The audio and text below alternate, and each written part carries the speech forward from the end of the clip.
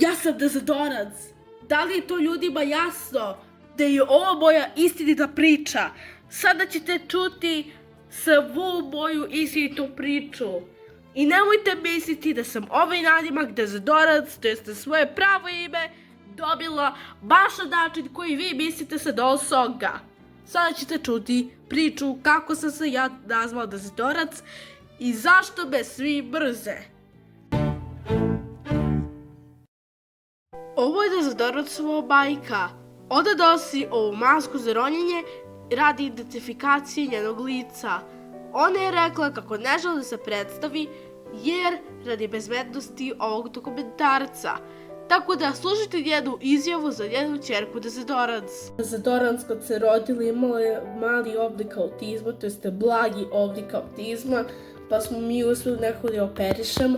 I ona je bez ikakvog razloga obožavala da jede hranu po kontejnerima, čak i stvari tamo uzimala i minđuše uzimala tamo iz kontejnera, pa čak i plišane mede.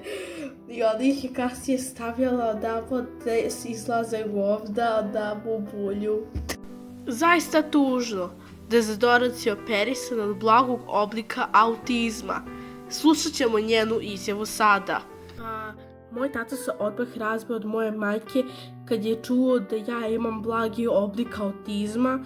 Kasnije sa 3 godine su me prvi put odveli na operaciju da mi skinu taj blagi oblik autizma i uspjeli su da ga skinu. Pa čak i neki put se desi da ja i obrukam majku jer kažem idem da preturam po kontejnerima, idem se baš da uradim. Nemam pojma šta ljudi misle.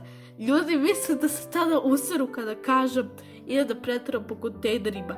Pa čak sam i neki put i obrukala i drugaricu. Ona je pod hitno otišla da plače na klupi jer sam rekla hoću da nađem nove govnjive stvari.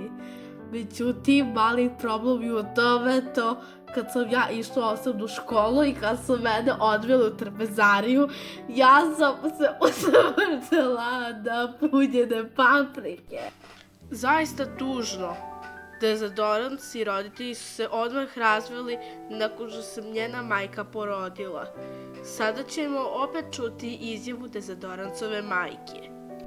Pa, ja kad sam se odmah porodila, moj muž je se razveo, jer zato što je odmah osetio da je dete imalo autizam. Nas interesuje, da li je Dezodorac bila sa nekim u vezi ili u braku?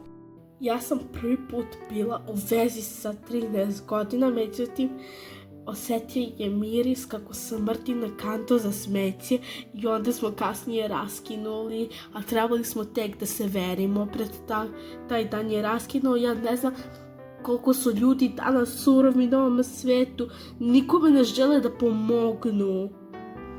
A i također, ja sam svoj prvi album izbacila sa 20 godina gde sam pevala moju omiljenu pesmu Je, hu, hu, bada, kako rastu deca, jer to je moja omiljena pesma i to je uvijek moja majka puštala kad sam bila mala.